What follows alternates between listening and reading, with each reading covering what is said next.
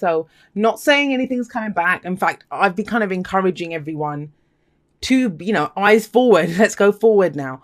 But sometimes things do come back up. We've got a lot of things retrograde. The retrogrades don't actually make things come back up. It's just that sometimes we can think back on what happened, right? We have Judgment, Dark Night of the Soul. This is coming up as the underlying energy. Now, I always say this, Judgment happens in different stages. And looking at the rest of your reading, I think this is about this is not so much going through that Dark Night of the Soul. You've kind of gone through that, I feel, with this, especially with the Eight of Swords there. Because this is looking back, you know, what have I been through? What have I done in that whole cycle? It's the penultimate card. There's only one card left in the cycle after this. That's the World. And that's the completion card. This is, you know, Pluto energy, which is in your sign. And it talks about looking back and thinking, well, what did I do? Taking the lessons from it, but then drawing a line, you know, making that judgment call, saying, I'm done with all of that. I'll take the lessons from this and I'm going to step forward into my future, facing your future without fear. That's where Judgment is. So it may be that that's where you are right now. Now, by doing that, it's kind of strange because we draw a line under the past. We make that judgment call and we go forward. And yet, if you have a look, these people, they're rising up from their graves, right? They're rising up from their graves. And yeah, you know, they get a second chance at life, a brand new life, a second opportunity here. So something that you may have thought was over and done with, like, it can be like a job, your ability to love, a relationship that you thought was on the rocks, that it was over. Now you kind of see there's a second chance here. This is rebirth, transformation, it changes. But I always say, even if it's an existing situation or a situation that comes back round again with Judgment, it is transformed. Always treat it like a new relationship. Always treat it like a brand new thing, even if it's your job and you thought you were going to lose your job. Now that you're back at it, that it hasn't been lost, you get a new life. You're a new you in that job. It is transformed. You are transformed. The phoenix rising up from the ashes, right? It's a big week of transformation for you, Capricorn, with this coming up here. But we have the Eight of Swords coming up at the heart of this reading. And the thing I get with the Eight of Swords, this is where we feel trapped. We feel trapped. You know, we think, well, I can't do that. Or this is that inner saboteur, that little voice that tells us, you can't do this, you're not good enough. It's our fears and our doubts, right? And they make us feel like we're trapped. Sometimes with the Eight of Swords, you know, to get past this, instead of making some massively, like, huge changes, it can talk about just small changes. Like, you know, she could wriggle out of this. She doesn't have to kind of thrash about or anything if she's afraid to get cut by the swords. She could wriggle a little bit and she'd free those bindings around her, free herself from the bindings around her.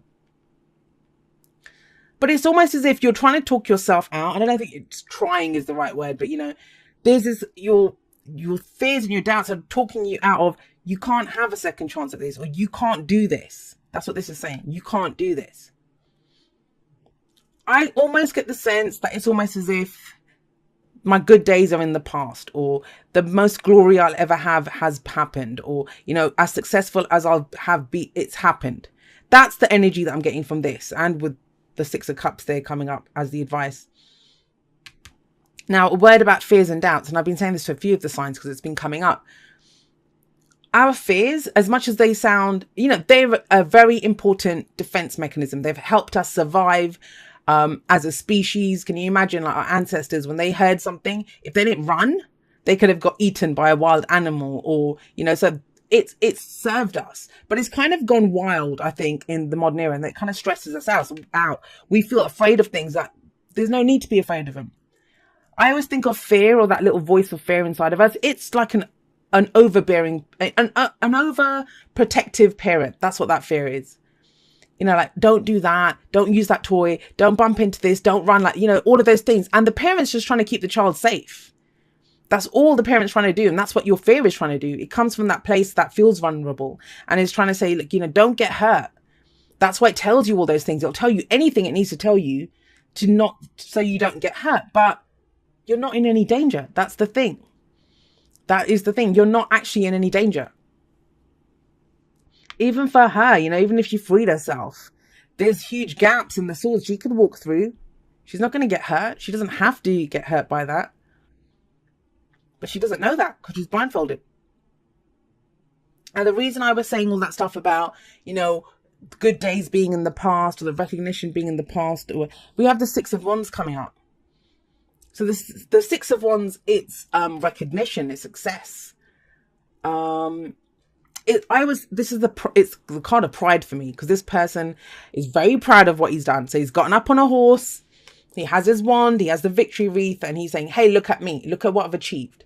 I've been on my diplomatic mission, I'm that conquering, returning hero, look at me. And there's a parade for him. But it's the past or the foundation. It kind of feels though, with the Queen of Pentacles coming up in the present, which is where this leads, that I think for some of you, there's not a lot of excitement in your life at the moment. And I don't mean that in a bad way.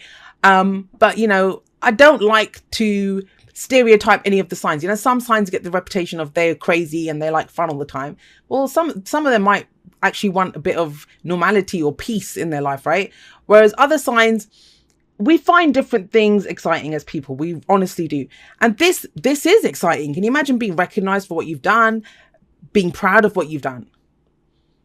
But with the Queen of Pentacles, she's more of the kind of tinker away in the background kind of person. She gets the work done. You know, she makes everything look easy. Doesn't mean it's not hard work. It is hard work, but she does it. She's independent. She's confident. She's reliable. And everything that she amasses, everything that she creates, she does it for her loved ones, you know. She takes care of people. She's very Empress type energy, especially with the way she sits there with all this abundance around her. This is kind of a repeating theme for you guys, because we have Judgment here. And it's almost like the rebirth or the transformation. It's you. It's you that's changed. It's not so much about the practical. It's not so much about everything that you're achieving. And that might be where the sticking point is, you know, because say you want to start your own business because it's what you love to do, but you've got this 9-to-5 job that pays really well. Well, then it's going to be, well, you know, I can't do that. But that kind of the pride that you had, I mean, this is that mundane. It's become like the 9-to-5, day-to-day, whatever you're doing. If this is a work reading, if this is a relationship, you know, maybe it just feels like you're not seen anymore in that relationship, that both it's just become about you're the security, you're the stability, you know, you're the provider, whether that's you're the stay-at-home person or whether you're at, you know, a job bringing home the bacon. It's not about that. It's just, it feels like you're looking back and thinking, well, you know, things used to be kind of fun, or, you know, I was achieving something, or I had a sense of victory or pride in what I was doing. And you don't kind of have that. Yeah, you know, this is stable. This is secure. But when we're secure, when we're stable, we don't really grow. We know we're not inclined to grow that much. And I think you have an urge. You have an urge to kind of break out of this and to be more than just a stable person, to be more than just the practical one, to be more than just the one who brings home the money, right? Or takes care of the house. That's where Judgment comes in. That's where this massive transformation that's coming in. Now, what does that lead to? You know, what does it lead to? It leads to the King of Cups.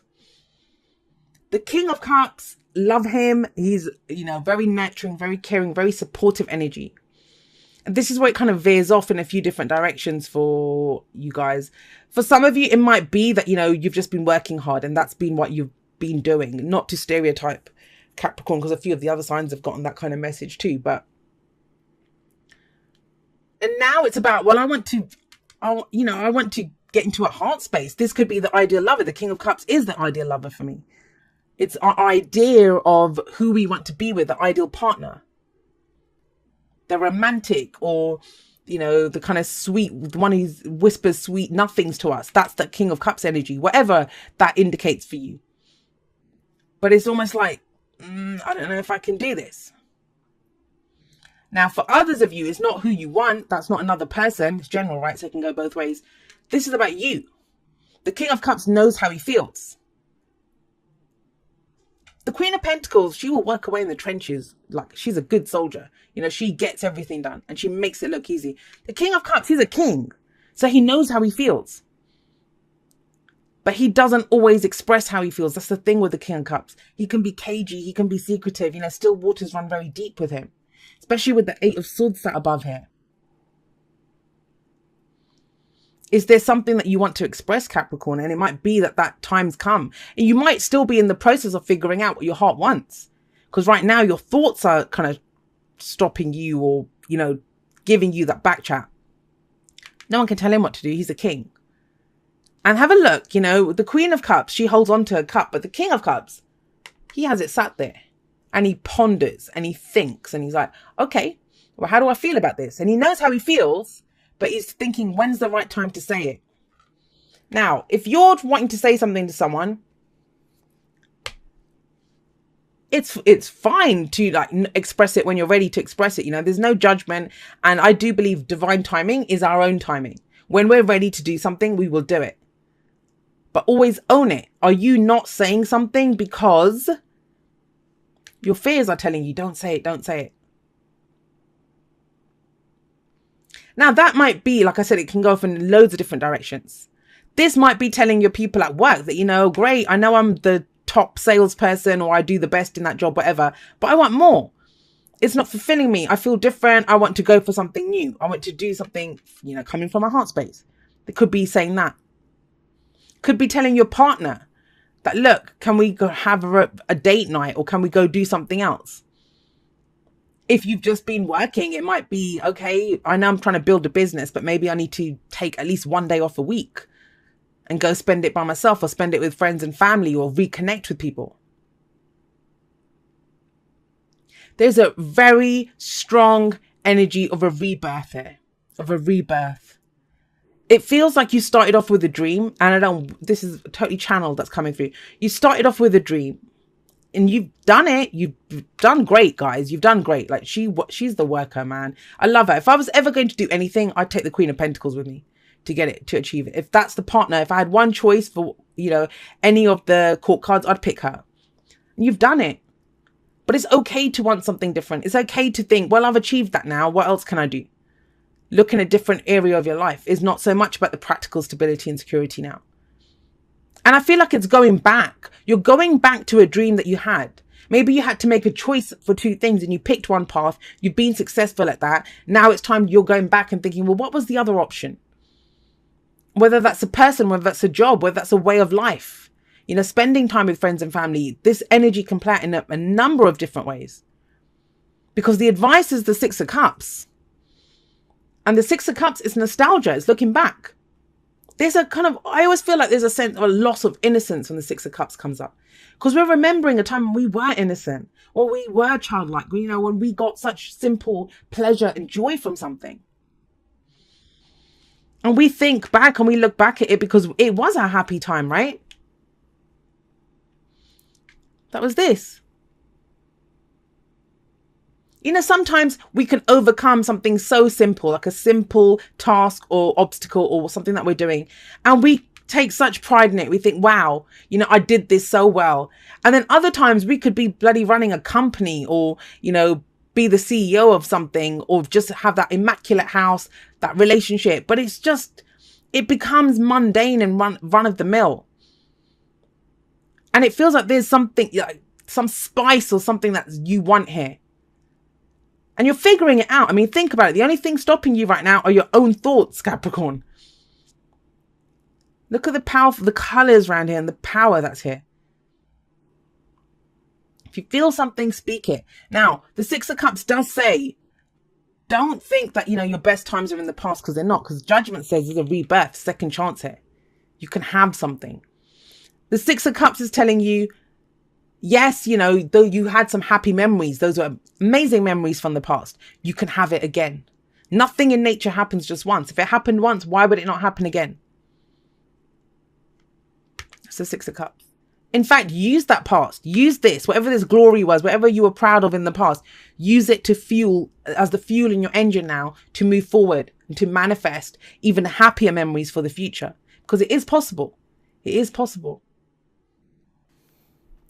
Love makes a difference. Love can Love can help heal past hurts and provides a sense of security, self-worth, and importance.